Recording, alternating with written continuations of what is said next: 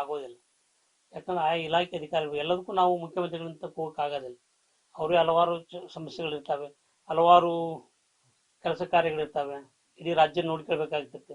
ಆ ಇಲಾಖೆ ಮಂತ್ರಿ ಇದ್ರೆ ಅವರು ನಮ್ಮ ಮಂತ್ರಿ ಮೀಟ್ ಮಾಡೋದಕ್ಕೆ ಅಥವಾ ನಮ್ಮ ಸಮಸ್ಯೆ ಹೇಳೋದಕ್ಕೆ ಅನುಕೂಲ ಆಗುತ್ತೆ. ಅದನ್ನ ಬಿಟ್ಟು ಇವರು ಬೇರೆ ಏನು ಕಾರಣ ಏನು ಅಂತ ಕೇಳಿದ್ರೆ ಅವರ ನಾಯಕ ರಾಹುಲ್ ಗಾಂಧಿ ವಿದೇಶಿ ಪ್ರವಾಸ ಹೋಗಿದ್ದಂತೆ. ಆತ್ಮರಮಠ ಸಂಪುಟ ತಡಿಬೇಕಾ? ಮತ್ತೆ ಅಧ್ಯಕ್ಷರು ಮಾಡಿದ್ರಲ್ಲಿ ನೀವು ರಾಷ್ಟ್ರೀಯ ಅಧ್ಯಕ್ಷರು ನಮ್ಮಲ್ಲಿ ನಮ್ಮವರು ಹಿರಿಯರೊಬ್ರು ಖರ್ಗೆ ಸಾಹೇಬ್ರು, ಮತ್ತೆ ಅವ್ರಿಗೆ ಏನ್ ಹೇಳಿಲ್ವ ಡಮ್ಮಿನವರು?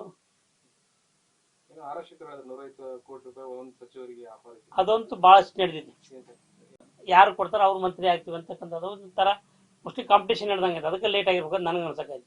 50 ಕೊಟ್ರೆ ಇವತ್ತು ಇನ್ನೊಬ್ರು ಬಂದು 60 ಕೊಟ್ರೆ ಅವ್ರಿಗೆ, ಮತ್ತೆ 70 ಕೊಟ್ರೆ ಮತ್ತೊಬ್ಬರಿಗೆ, ಅದು ಎಲ್ಲಿ ಮಟ್ಟ ಮುಟ್ಟುತ್ತಾ ಗೊತ್ತಿಲ್ಲ, ಹೆಚ್ಚಾಗಬಹುದು ಅಂತ ಮತ್ತು ಖಾತೆಗಳ ಮೇಲೆ ಡಿಮ್ಯಾಂಡ್ ಏರ್ತಾ ಇದೆ ಅಂತಕ್ಕಂಥದ್ದು ಇದೆ. ಮೋಸ್ಟ್ಲಿ ನಂಗೆ ಅನ್ಸ್ಬಿಟ್ಟಿಗೆ ಅವ್ರು ಹೇಳ್ದಂಗೆ 100-150 ಮೇಲೆ ಹೋಗಿರ್ತಾರೆ. ಬಹುಶಃ ಅದ ಲೇಟ್ ಅದಕ್ಕೆ ಈ ಕಾರಣ ಕೊಡ್ಬೋದು ಅವ್ರದ್ದು ನಾನು ಅನ್ಸುತ್ತೆ. ಅದು ಬಹಳಷ್ಟು ಜನ ಸೂಟ್ ಕೇಸ್ ತಗೊಂಡು ಎಲ್ಲಿಗೆ ಹೊಂಟಾರೆ. ಅದು ಇವತ್ತು ಬರಗಾಲ ಬಂದಿದ್ದೆ ಹೇಳಿದೀಗ. ನಾವು ಕ್ಷೇತ್ರದಲ್ಲಿ ಇರಬೇಕು, ಕ್ಷೇತ್ರದ ಜನರ ಸಮಸ್ಯೆಗಳನ್ನ ಆಲಿಸ್ಬೇಕು. ಅದನ್ನ ಬಿಟ್ಟು ಇವತ್ತು ಬರೇ ಡೆಲ್ಲಿಗೆ ಹೋಗ್ತಕ್ಕಂಥ ಕೆಲಸ ಆಗ್ತದೆ ಎಲ್ಲ MLA. ಅದು ಸೂಕ್ತ ಅಲ್ಲ. ಒಂದು ಫುಲ್ ಫ್ಲೆಡ್ಜ್ ಸರ್ಕಾರ ಇದ್ರೆ ಏನಾದ್ರು ಮಾಡೋಕ್ಕೆ ಸಾಧ್ಯ ಆಗ್ತದೆ. ಇವ್ರೇನು ಗ್ಯಾರಂಟಿ ಕೊಟ್ಬಿಡ್ತೀವಿ, ಜನ ಎಲ್ಲ ಭಾಳ ಖುಷಿಯಾಗಿದ್ದಾರೆ ಅಂತಕ್ಕಂಥ ತಿಳ್ಕೊಂಡೆ. ಇವತ್ತು ಈಗಾಗಲೇ ಶಿವಕುಮಾರ್ ಬಂದ ತಕ್ಷಣ ಅದನ್ನ ಮರುಪರಿಶೀಲನೆ ಮಾಡ್ತೀವಿ ಅಂತ ಹೇಳಿದ್ರು. ಮರುಪರಿಶೀಲನೆ ಪ್ರಾರಂಭ ಮಾಡಿದ್ದಾರೆ.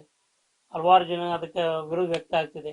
ನಾವು ಸದನದಲ್ಲಿ 5,000 ಕೋಟಿ ಏನಾಯ್ತು 3 ತಿಂಗಳು ಹಾಕಿಲ್ಲ ಅಂತಕ್ಕಂಥದ್ದು ಕೇಳಿ ಅದ್ರ ಬಗ್ಗೆ ಇವತ್ತೇನು ಅವರು ಚಕಾರ ಎತ್ತಾ ಇಲ್ಲ. ಅದು ಮರೆಮಾಚತಕ್ಕಂಥ ಕೆಲಸ ಮಾಡ್ತಾ ಇದ್ದಾರೆ. ಮತ್ತೆ 2 ತಿಂಗಳದ್ದು ಆರಾಧನೆಗಳನ್ನ ಹಾಕಿರಲಿಲ್ಲ, ಅದ್ರ ರೊಕ್ಕ ಏನಾಯ್ತು ಅಂತ ಕೇಳಿದ್ರೆ ಇವತ್ತಿಗೂ ಉತ್ತರ ಇಲ್ಲ. ಈಗ ಹಲವಾರು ಸಮಸ್ಯೆಗಳ ಮಧ್ಯೆ ಸರ್ಕಾರ ತಿಳ್ಕೊಂಡಿದೆ. ಬಹುತೇಕ ನಿಮ್ಗೆ ಆದ್ರ ಮಾಡಿ ಆಗ್ಲಿಕ್ಕಂದ್ರೆ ಕುರ್ಚಿ ಬಿಟ್ಟು ಜನ ತೀರ್ಮಾನ ಮಾಡ್ತಾರೆ ಅಂತಕ್ಕಂಥದ್ದನ್ನು ಈ ಮಾತು. ಪರಿಷ್ಕರಣೆ ನೆಪದಲ್ಲಿ